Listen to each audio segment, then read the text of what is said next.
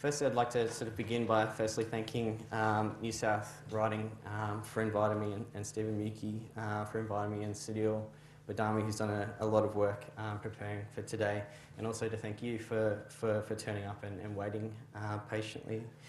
So today, I'm going to really just sort of talk about my novel and a little bit about the writing process that went into it, and then a little bit about what winning the Vogel has been like and continues to be like until tomorrow when someone else will be the new winner. And I was just going to intersperse that with some readings from the novel. So as a way of introducing Document Z, the sort of quickest and easiest thing to say about it is that it's a historical fiction about the Petrova Fair, which for those that might need a primer, were the 1954 defections of the KGB spies Vladimir and Evdokia Petrov, husband and wife, from the Soviet embassy in Canberra. Their defections were very dramatic. They occurred on the eve of an election that the Labor Party expected to win, and afterwards they subsequently didn't win. And afterwards there was a royal commission into the material that the Petrovs had brought across, and Dr. Everett, the Labor Party leader, formed a view that the Petrovs and ASIO and Robert Menzies had all conspired Labor Party split. So that's sort of the Petrov Affair spiel. But my initial interest didn't come from that story, although later the story took over, but essentially from the archive. It seemed to be, feedback a little bit. Basically I had the opportunity to do a PhD in creative writing with Tony Birch at Melbourne University, and I had to decide what I was going to do. And at the time I was hugely interested in fictions that were using archival material to tell their stories, particularly Don DeLillo's Libra, which tells the story of the Kennedy assassination using the archive of the Warren Commission, and texts like Kate Grenville's The Secret River. And I sort of loved the type of the fabric that these books were weaving out of the archive, and the way they illuminated its details, and really how they sort of played on that, what I call the surprise of the real. And I wanted to write my own, so my slapdash method was to go looking for an event in Australian history that would have a lot of documentation. And my method was basically to go into the library and look up a list of royal commissions that had ever happened in Australia. There was the Royal Commission into the butter industry, which didn't sound very good. Royal Commission into the taxation of Crown lands, didn't sound very good. But then there was the Royal Commission on espionage, which obviously sticks out. So I found that, and literally in that sort of one morning at the library, I found that ASIO had released all their internal, well, not all of it, a lot of it still were kept away from the public, but a lot of their internal materials on the Petrov defection. I found that there were oral histories and diaries and newspapers and newsreels and books written by the affair's key players. There was Robert Mann's great book, The Petrov Affair, which sets out a lot of the history in great detail. And really it sort of seemed to be exactly the kind of sprawling network of text that I wanted to write from. So it took me only sort of that morning to decide that that's what I was going to do. And so that's sort of where Document Z began, in this sort of desire for the literal detail, almost sort of a nostalgia for it, really. But what eventually sort of took over, rather than the documents, was the story of the Petrov Affair itself. The more I read, the most compelling story was that of Evdokia, or Mrs. Petrov, as Australian knew her. And this is a woman who a Soviet diplomat living in Canberra, whose husband one morning quietly defected without telling her. And left her alone, facing a hostile nation in Australia, and now an even more hostile nation in the Soviet Union, as the wife of a defector. And she was left basically with a terrible choice, either to go back to the Soviet Union and to face the punishment as a defector's wife, or to defect herself and stay on in Australia and inflict that punishment on her family back in Moscow. And I found her absolutely fascinating as a person. She's a Communist Party member and a Soviet intelligence officer. She seemed to be a very cultured and cosmopolitan, a woman stuck in sparse 1950s conservative Canberra. She seemed to be a really quite sort of complex outsider, someone who was smart and stubborn, and when it suited her, and probably to her detriment, quite fierce. Then there was her husband, Petrov, or Vladimir, seemingly out of his depth in Australia. He was supposed to be the head of the KGB, but he was a heavy drinker, often sort of selfish, though not always mean-hearted, and sort of almost a comic figure, constantly being admonished by Moscow for failing to produce intelligence results that were beyond him. And then the third sort of character that I loved and that became a central character in the book was a Polish doctor named Michael Bilagowski. He was a very sort of dedicated and driven man. He volunteered his own services to ASIO, and that really interested me as, you know, who does that?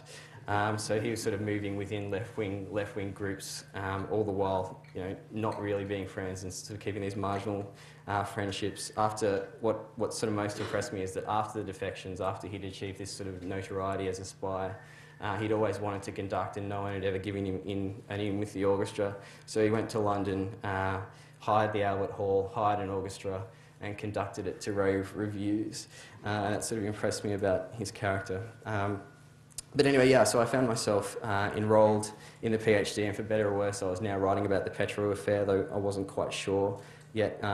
In my application for the PhD, in a wonderfully academic sentence, I said that I was going to aspire to absorb and re-radiate an intertextual system of historical documents, testimony and memoir to create a readable, cohesive history using fiction as an apparatus. That was a mistake. I should have said that it was a readable, cohesive fiction using history as an apparatus, but I had it the wrong way, and I think, I'm not sure why, but in hindsight I think I was sort of nervous about the requirement for a PhD to contribute to knowledge. And the way I was going to approach it, I wasn't really quite sure how my fiction, without having written it already, was actually going to do that. Because I thought that, you know, it's kind of like a science experiment or something. You sort of go in there writing it, but you're not sure what your fiction is going to achieve until it's actually written. So yeah, I think that's sort of why I wrote that, but I'm not really sure. Yeah, so in the beginning, it took me a long time to figure out what I was actually doing on the fictional side. I had very grand plans that I was going to write about all the aspects of the affair in great and compelling detail. I sort of gave my first 3 chapters to Tony Birch, my supervisor. His comment was that each of the 3 novels I seemed to be writing had the potential to be very good, and suggested that perhaps I should focus on a particular aspect of the affair, which I did. Before sort of going any further, I'd like to give an impression of the book by giving 2 short readings. The first is sort of the first chapter that I actually sort of wrote, that I actually ended up keeping, and it's of Evdokia or Mrs. Petrov's arrival in Canberra. Lockyer Street was as wide as the streets in a Hollywood dream. The house was a bungalow with brick pathways and a raised landing, and it sat snugly on its block, hedged by low bushes and a cypress tree. They arrived late in summer. She was expecting palm trees, but there was only incandescent heat. They called it a suburb, pines and pin oaks. The houses were square bodies with triangular roofs and white window frames, driveways and edge lawns and paths to their front doors. Afternoons, a group of boys would seize the street, gaming with a bat and ball, their shouts punching off the asphalt. It was a strange town where the roads were curved by design. It was a place for sweeping around in cars. Their backyard was enormous. A clothesline of strung steel sat alone at the centre like some antennaed monument. Their kitchen was enormous. The oven was new and all its fixtures were Bakelite. The bedrooms and the lounge provided enough space for 5 Moscow families. Evdokia sat on the back porch and imagined she was Mary Pickford in a breakfast robe. On the way to Meinica was a large white chest called the Capitol Theatre. She walked there, hoping to find a schedule of theatrical performances. The building was a picture house. Nearby, the Forest News Agency sold magazines. She bought Australian Women's Weekly for the article How to Be a Woman. Act dumb, it read. Don't talk about politics, economics, or your theories of relativity. The weather was knife blue skies. Milk was delivered to people's front doors. She lay awake beside her husband, wondering if it was possible to be unhappy in a country such as this, where the shopping centres were white stone temples, where fruit stores sold their produce in the open air, peaches and strawberries in huge boxes. And the children were so healthy. If there was to be a difficulty living here, it would be their rhapsodic brightness and its propensity to break her heart. They came tumbling from the schools, little girls in high white socks and pleated skirts. It was the kind of pain that couldn't be helped. Mothercraft centres everywhere you looked. She imagined Irina with her now, Irina on Lockyer Street in a blue skirt, skipping, Irina leaping into her husband's arms. Wear silly shoes, said the magazine. Sensible shoes may be more comfortable, but they're just not feminine. Thanks. Yeah, so that was sort of Mrs. Petrov's arrival in Canberra, and the second reading I'd like to do quickly is from the perspective of the Michael Bilogowski character I was talking about before, the Polish spy who volunteered his services to ASIO. He and ASIO had quite a tumultuous relationship. They didn't quite trust him, and he didn't quite trust them. And in this scene, he's been upset with ASIO, and he's just paid a visit to the CIA and asked to spy for them instead. And ASIO has found out about it, and they've rung him to tell him that he is sacked, and in fact he has just been sacked. And he's staying at the Canberra hotel.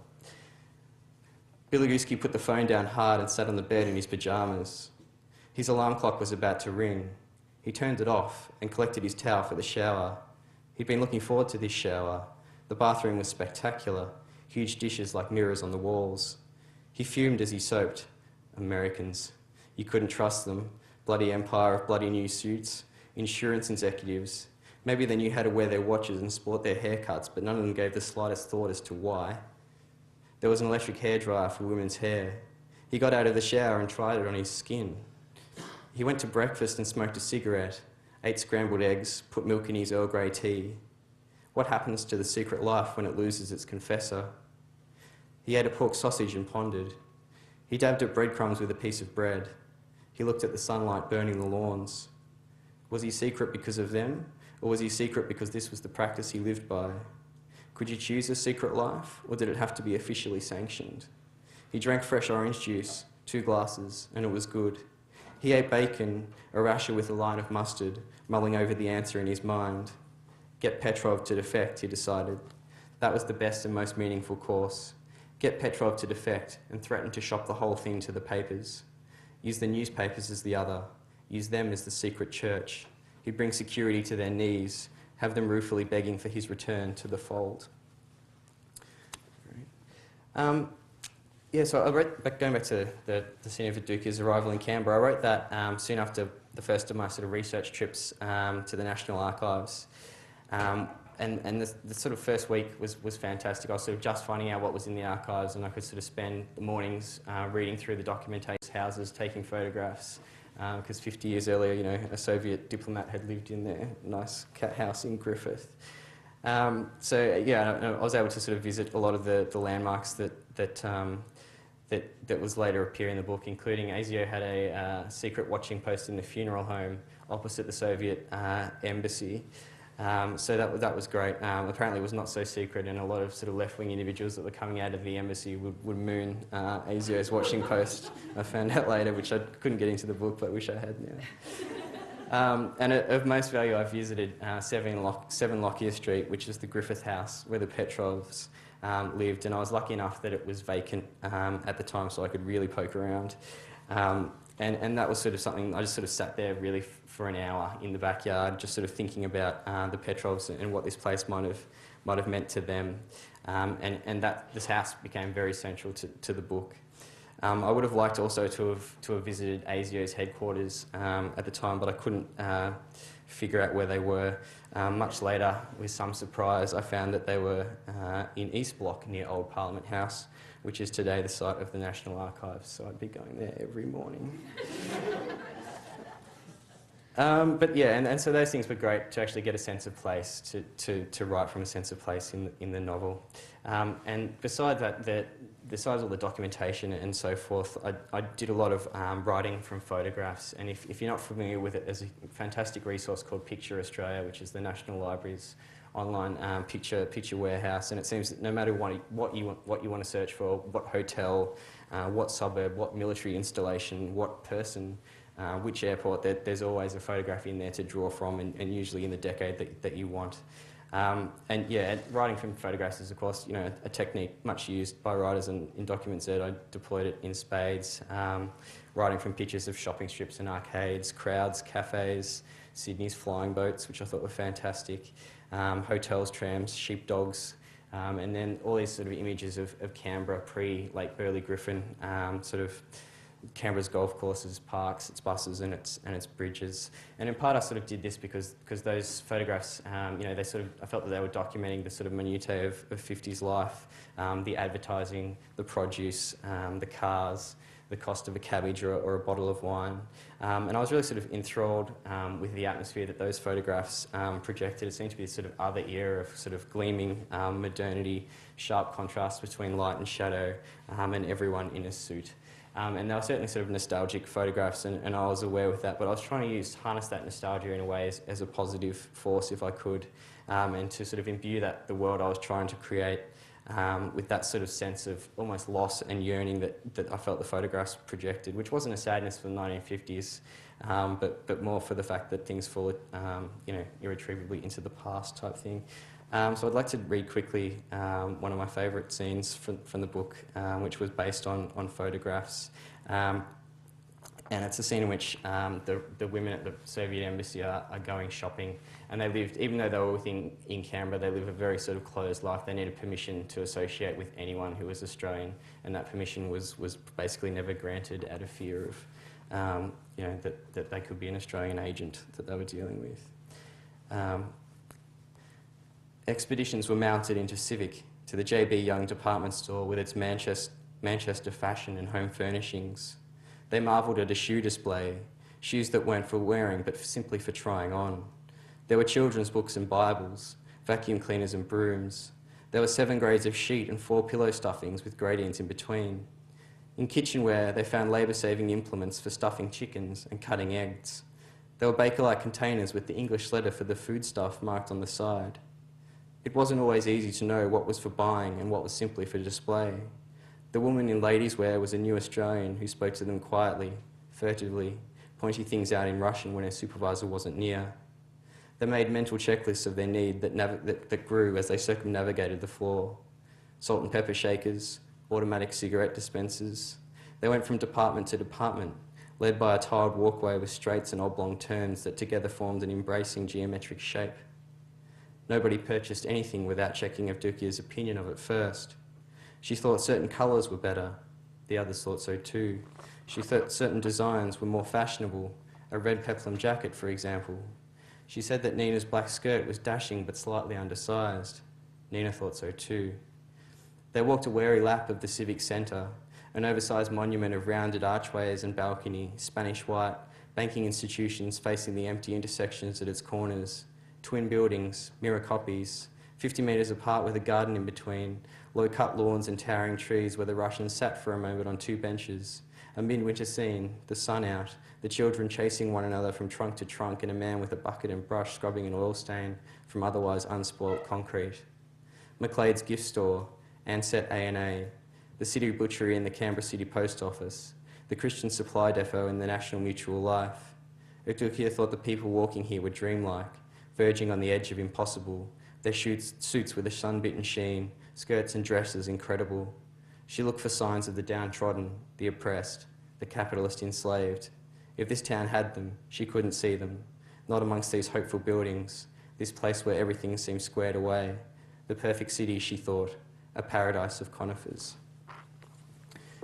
So beside the photographs, as I've said, there was ASIO's archive, which was, sort of reading the archive of intelligence service, I sort of found fascinating. Mr. and Petrov were usually, though not always, referred to as 27A and 27B, as if, straddling straight over to Le Carré novel.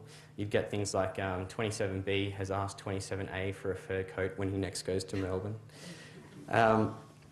And beyond, and they actually called it surveillance shadowing operations, which I found hilarious. So no irony there. But what I liked also about the archive was that it offered sort of a real glimpse into ASIO's view of the world. People were sort of described as red-hot communists on the one hand, or reliable citizens on the other. There were people who were politically tight, and then there were people who were just straight out described as either moral or physical degenerates or hopeless alcoholics.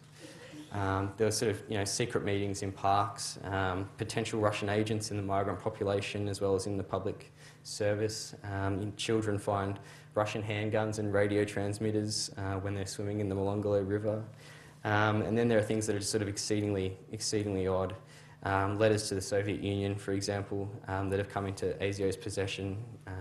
A lot of the sort of actual the actual sort of operational things are still cut out, so you don't know quite how ASIO has found this, but whether they were opening mail or you don't quite know. But these are your intelligence, these are your tax dollars hard at work in 1952. There's an analysis of the following letter from a Queensland beekeeper named John Rosser to a beekeeper in the Soviet Union. Dear comrade beekeeper, my wife and I have been beekeepers all our married life. I read in a Soviet magazine that you keep bees on the collective farm. As bees the world over have poor seasons as well as good ones, your work units given to the collective will in some years not bring enough money, not bring in enough honey to be worthwhile. In other words, not enough to pay your living expenses. How did the collective decide whether it is you or the bees that are loafing? And ASIO has a great sort of analysis of who John Rosser is and why he's writing to the Soviet Union. It's great. So basically, yeah, I was trying to take this archive and put it to work in fiction. And as I say, again, I wasn't quite sure when I set out what method would adopt. But I began sort of with the idea that I'd let the archive itself dictate the terms. To me, there sort of seemed to be two ways that these kind of fictions worked. There were those that were sort of controlling and domineering of their archive. And that is that they told the story that they wanted to tell and sort of borrowed material from the archive to add detail or realism or what have you. And secondly, there were those that were sort of more subservient to the archive and basically let the archive inform the writing. And because I thought that would create sort of more unexpected results and more interesting results, that was the one I chose to adopt. That certainly had its flaws. It sort of led to a lot of sort of paths away from the general story that needed to be cut later. And I also was aware that it could be fraught. I mean, this was an ASIO archive, after all, the archive of a security service. So I was trying to be very conscious as a very careful reader of that because, you know, obviously it's not the raw history, but it's what ASIO and their informers are learning, and it's what ASIO has chosen to record. It's not necessarily correct, and it's certainly, you know, it doesn't contain, for example, the fact that Penny Lockwood, who was the daughter of the left-wing journalist Rupert Lockwood, who was called before the Royal Commission, she was followed to school by ASIO agents and told that her father was evil. So things like that are obviously not in ASIO's archive. But I thought that eventually sort of the benefit of writing from that archival approach was the sort of, you know, intertextual sort of mechanic that afforded. And within the space of the novel, the sort of the archival documents and the newsreels and the newspaper reports, they sort of entered this kind of paradoxical, what I call a paradoxical temporality in my PhD, but anyway, that's a good term. But basically, they're texts that exist before your fiction, obviously, but they're also, in a way, a destination, and the fiction sort of sits in between and sort of can involve itself in this process of interrogation and examination and questioning of the conditions of that document's creation. And as the critic sort of Rita Felsky writes, we're all anchored in the mundane, from the most famous to the most humble.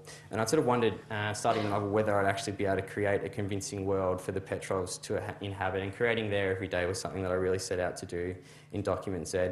And I was really happy to find that, you know, in addition to all the sort of historical events and all those things that are documented in the archive, it also documented the mundane in fabulous ways.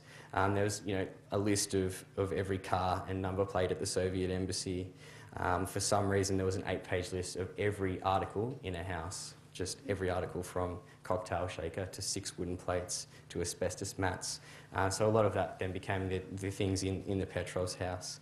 And of course, you know, the everyday is so critical to the historical novelist, because characters really need to inhabit a very, or at least in my opinion, a very textured environment. When they listen to music, you know, what music? When they drink beer, what whiskey, which gin? There's a lot of drinking in the book. And those sort of everyday day routines are fundamental to a historical novel, I think, because they're sort of so fundamental to the coherence of a life. And that's sort of, you know, one of the differences, I think, between the approaches of history on one hand and fiction on the other.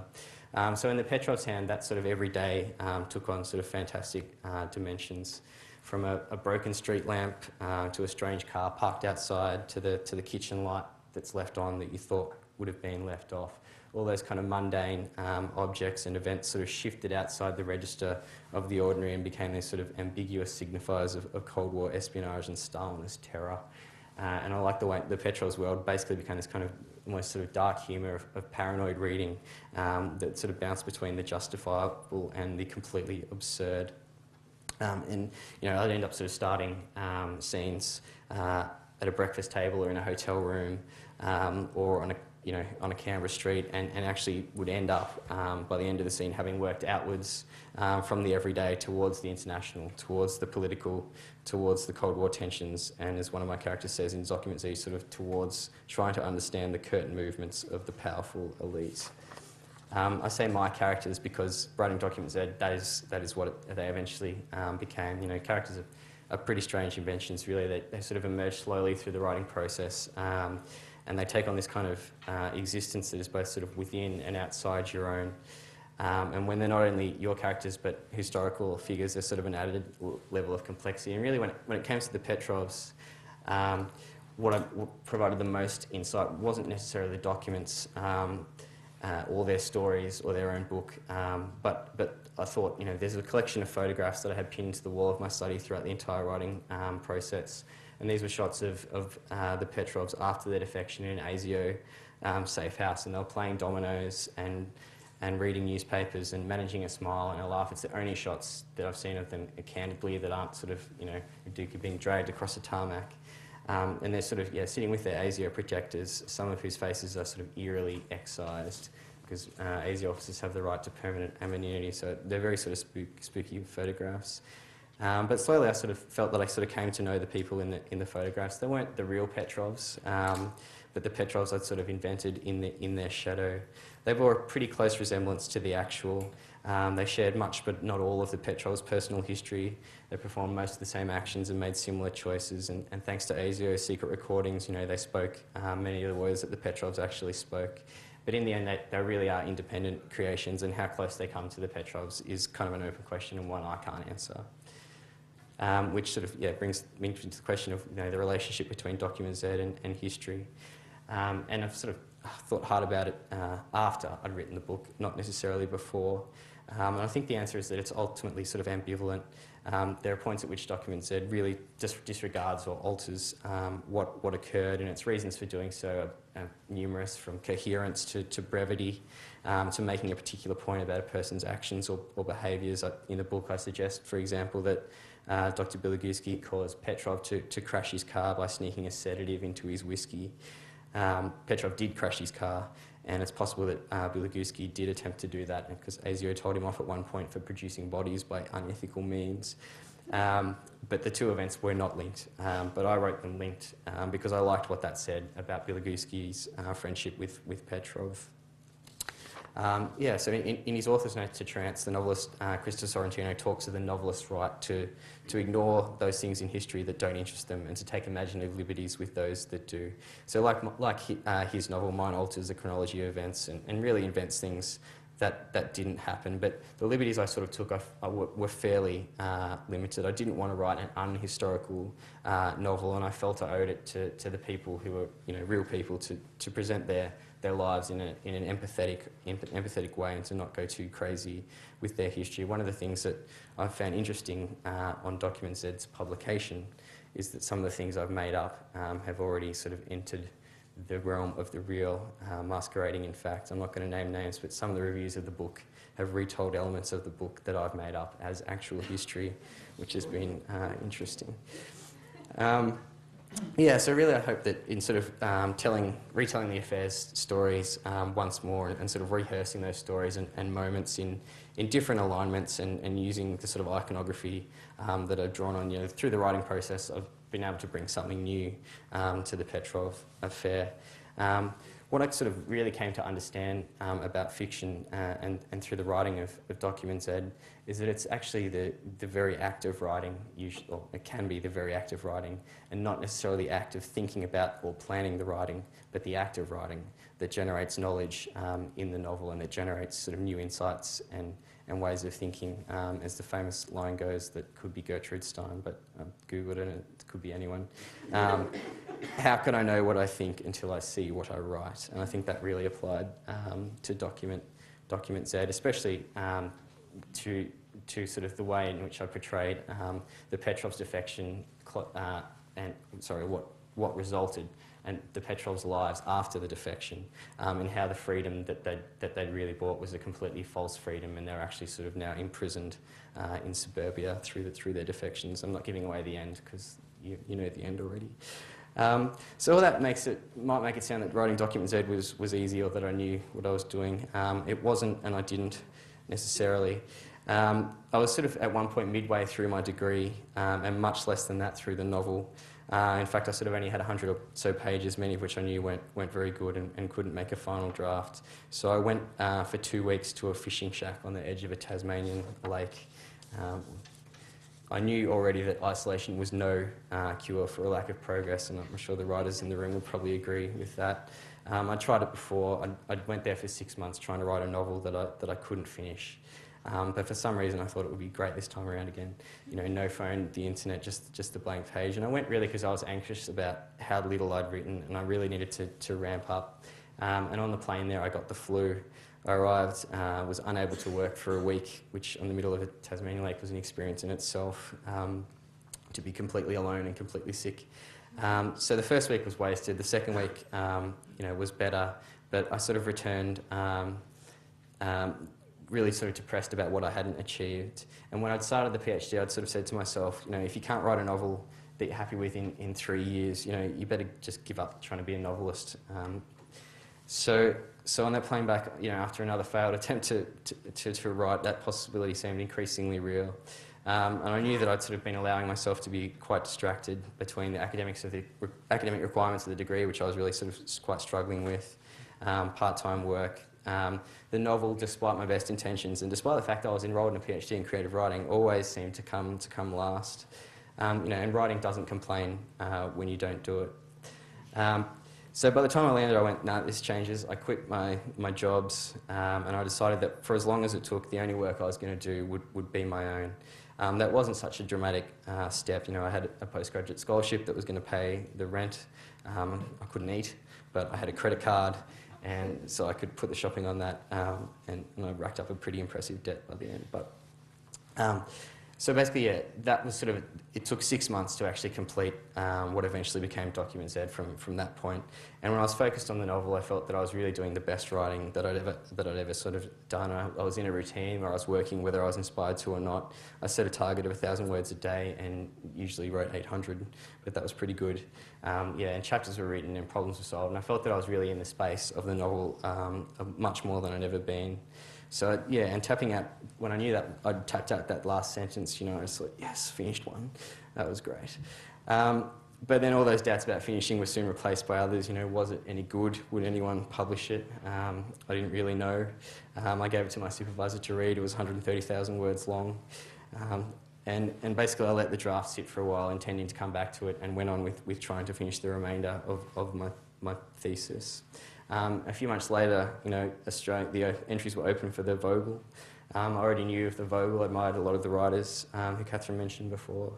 And I thought, really, you know, what do I have to lose? I've got a manuscript. It would be just silly not to enter it. So I read back through it, gave it a final polish, chopped 30,000 words out of it, and gave it up to the care of the Australia Post. Sort of winning the Vogel is a bit like, I think, the unpublished writer's equivalent of winning Tats Lotto. In the interviews afterwards, I was asked a lot, you know, did you expect to win? And the answer, of course, is no. You know, how can you possibly expect that? You know, I hoped that I could be shortlisted, at least, and to get the attention of an agent or a publisher that way. To actually win was pretty surreal, and it will be surreal as well for whoever wins tomorrow night.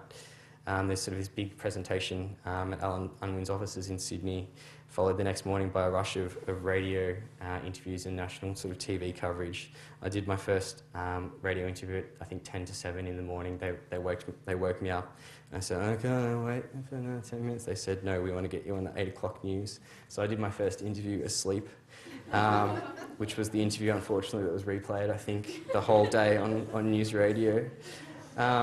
But after, you know, the announcement is sort of so big and generates so much coverage. Your photograph seems to be sort of everywhere, which if you're sort of a shy person like me, it's actually a terrifying experience.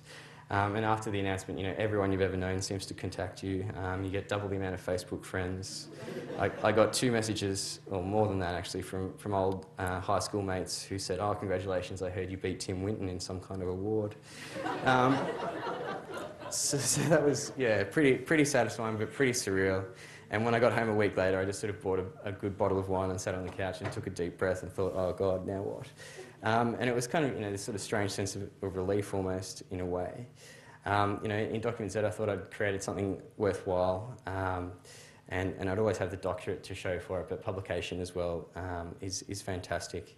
And also, you know, the chance to be read is sort of, you know, all you can ask for as a writer, and the Vogel certainly gives you that. And there's also sort of many further opportunities that come out of it. You know, I've been asked to write for the paper, and you know, now go to writers' festivals and get to do gigs like this. So it's really fantastic. Yeah, so if you are out there and you do have an unpublished manuscript, stick it in, because it's really worth it. And the great thing about the Vogel is that it's always about the quality of the writing. There's no slush pile. Everything gets read. You don't need to have connections or agents and all that sort of thing. Yeah, so I might just sort of stop there if I can. Yeah.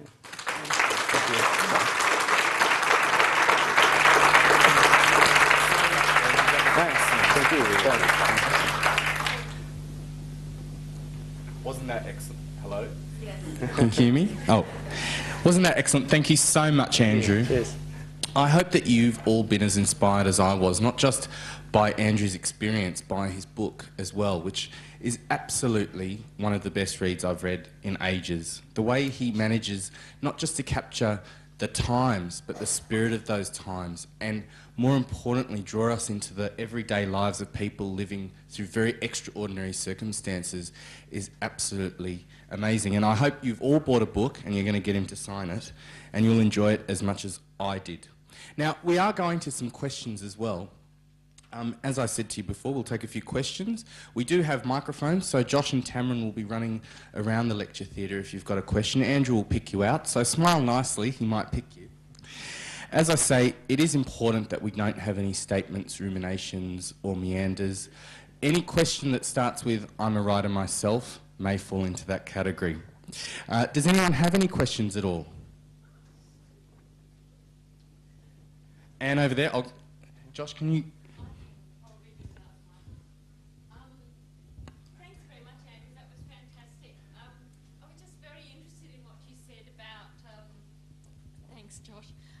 About how Tony Birch's interest in archival work and the research and the writing that he's done of looking back into the archives, how that was an inspiration to you.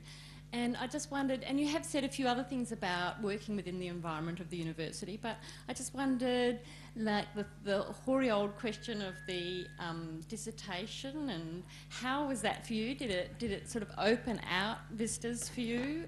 I guess you talked a little bit about that in terms of, you know, how your writing sort of sat between fiction and history and so on. Yeah, the structure of the degree at Melbourne is that it's 40,000 words of creative work and then 40,000 words of critical work. And initially my idea was that I would do this sort of Petrova Fair thing, and that I'd study Jean le Carré and write a thesis on that. Like all good PhDs, you know, that came to a crashing halt about a year in, and I sort of switched topic to something that was sort of more interested in the archives and looking at other fictions that have used the archive. So yeah, in terms of how they sat together, I guess the sort of critical side was sort of a fantastic way of analysing in really close detail how other texts were doing these techniques and using them, and what sort of issues came up with that, and then that sort of slowly fed into the other work. And I don't know, like the sort of two halves. Whenever you'd ask someone, you know, how are these things supposed to interrelate, all you'd get was they'd just do this. They'd say, this needs to be a coherent whole. And I don't know, it's sort of, yeah, it's a very hard ask. And in fact, the first thing that my first supervisor, I later changed, because this guy went overseas, but he said, you know, I don't think I could do this myself. was his sort of instruction. I thought that was a good meeting. So yeah, I'm not really sure, and to me at least, like it just sort of, the structure of the Melbourne degree also, with only 40,000 words of creating work is sort of limiting. It's so limiting to write only 40,000 words when what you really want to write and why you're really there is to write a novel. So I think, you know, the other courses are much better in that regard, and you get a lot more words and a lot more space to write a novel, as opposed to sort of a half novel or something.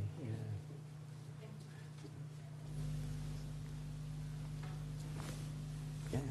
Yeah. At the back. Yeah. Just. Sorry. We'll just kick that back. Is it me? Yeah, maybe just speak loudly. So I can't remember the name of the Polish character. Yeah, Dr. Biligowski, or that's how I'm saying it, yeah. And sorry, I haven't read your book yet, but I will. With Dr. Biligowski, from what you were saying before, you basically accused him of attempted murder by suggesting that he put a sedative in Petrovs. Sorry, I'm not trying to be accusatory. Yeah. At what point is that going too far when you make up stuff? Like, was there evidence? How did you choose to make him do that? Was there evidence that he had tried to kill people before? No, it wasn't. It wasn't a case of straight out murder. It was sort of more murder by negligence. He didn't know that the Petrov would then get in a car. He was trying to sedate him in order to thieve things from his briefcase, because in the past he thieved things from his wallet, and he thought he'd try and upgrade, and the only way to do that was sort of to try and knock Petrov out. But their relationship was sort of quite fascinating. Sort of Petrov thought that Biligowski was actually, on his side, and if not a Russian spy, then actually quite close to it. But in fact, Biligowski was working as a double agent for ASIO. In terms of where do you sort of stop inventing it? I don't know. Like, I don't think I've misrepresented anyone badly in the book, and one of the. I don't recommend you read reviews online on blogs, but I have, of your book, and one of the persons said, "Oh, it's so obvious that Croome wants us to hate this character," and I don't. I actually quite. He's a nasty kind of guy, but I actually quite really enjoyed writing him. I found him really funny to write. He was someone that's so unlike myself, but I was just always getting these kind of ideas of things that he could do or say. To be this kind of megalomaniac character, which he sort of was.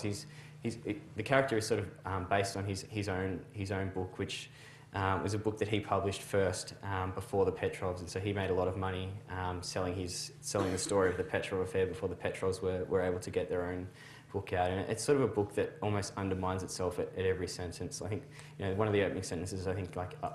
These days I carry a gun, but I don't say that to dramatise myself, and all that sort of stuff. So he was absolutely fascinating to write, and I think as sort of a character that was sort of fun and engaging and so totally evil, it was great. So I don't feel like I've misrepresented him too badly though, and I wouldn't have written that he went out and tried to kill Petrov, but I like that sort of symbolic. He's sort of so negligent at that point, allowing Petrov to drive, and it's sort of for me it was sort of I guess an allegory for their whole relationship. Yes. Hi there. I love that character. I think it's one of the great characters in contemporary Australian fiction. I wanted to ask you about the fortuitous or otherwise nature of an allegorical relationship between your chosen historical, it wasn't even chosen, it kind of fell into your lap, the historical epoch that you seized on, and our own moment.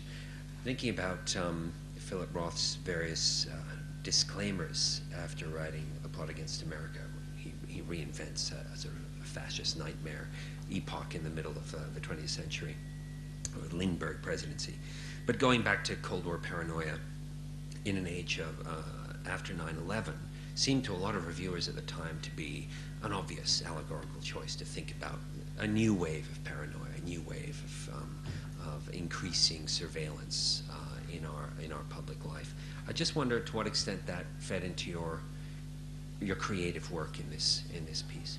Yeah, in terms of allegory and what is sort of the relevance of the Petrov Affair and a piece of fiction about the Petrov Affair now, I guess initially I thought, well, this will be something that will hook into the Tampa and that kind of John Howard's sort of media management and the idea of stealing elections through big dramas and big events. But the more I sort of wrote, the more distance we seemed to be away from that, and Rudd was suddenly in prime ministership and all that sort of stuff. Just sort of didn't seep into the novel in a way that I imagined it might have. And in fact, the conspiracy theories get very little play in the book until right at the end. So yeah, I'm not sure that I have an actual answer as to how it sort of plays into now. I just think it's sort of, to me it's so interesting because we tend to sort of underplay the idea of Australia as sort of a place where things happen. It's kind of like, KGB spies in Australia, don't be hilarious. But in actual fact, the KGB sort of was here and it was sort of turning people in the Department of External Affairs and getting information that they couldn't get through either America or Britain, and it was kind of a backdoor espionage in, and of course the Russian embassy was withdrawn sort of in the wake of the Petrova Fair, and they didn't come back for 7 or 8 years, I think. Yeah, so I can't really connect it so much to today. I'd like to, but I don't know how it does. Yeah. Can I just ask you how you came up with the document Z? Yeah, document Z. In the Royal Commission that occurred afterwards, there were two sort of famous documents, one called Document H and the other called Document J. And these were, one was written by a young journalist, and it was a very detailed list of the faults of every person in the Canberra Press Corps.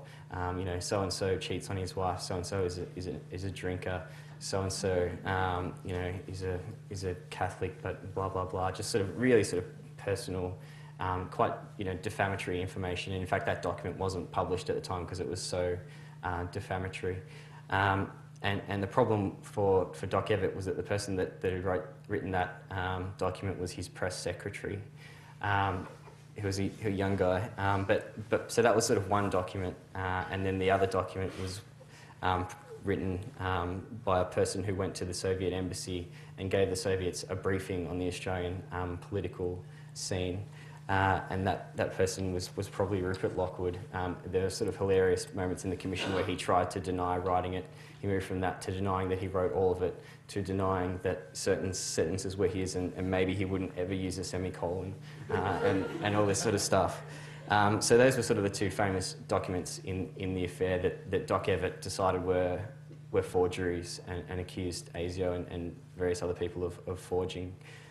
So Document Z, I just kind of liked the tone and the ring of the Z, and it kind of came at the end of the alphabet, and it just popped into my head and I went, yeah, that's the title. Yeah. What about ethical considerations? In what way? With people's lives, with real people's, you use their names and you're saying things about them. What was your responsibility for that? Yeah, well, as I tried to say, like I didn't set out there to misrepresent anyone. And I did feel an ethical duty to try and present everyone's point of view as empathetically as I could, while they sort of all had their own disagreements. There's sort of,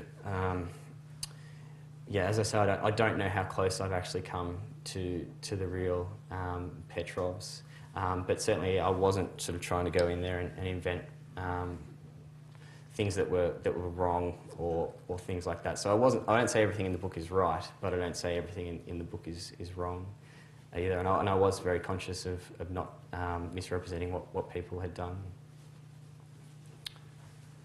Last question. Yeah, sorry, it's a bit cheeky to take the mic. I just wondered, when you were trying to, you talked really extensively about trying to sort of get a real feel for the characters and build a portrait of them. Did any of the original ASIO material contain sort of like primary documents from the KGB? Like, what were you able to sort of find out about them? Yeah, well, they sort of, when they defected, they basically sort of told ASIO their life stories. So a lot of the material sort of comes from that. They also sort of, told their stories before the Royal Commission. So that's sort of, hundreds of pages of testimony and stuff. There was also the book that they wrote after the defections. So sort of used a lot of detail about their background lives from that. So that was sort of where the portrait of the Petrovs sort of came from. Yeah, the ASIO documents were sort of very interesting because basically it was a huge case, obviously, for ASIO. So they wrote their own internal histories of the affair and tried to document things as much as they could. I mean, and that was sort of useful and also unuseful. There was one sort of document that they'd prepared after the defections that every day when they knew Petrov had been, they'd written down where he was in which city in what day, partly just to document it, but also partly, I think, to trip him up in interrogations and to see if he was telling the truth about everything that they knew. So initially I saw that document and went, great, that's exactly what I need. But that was sort of the first thing that went into the bin when I actually started writing, because I needed Petrov to move around and to be mobile and to do all the things that I needed him to do from the narrative perspective. Great.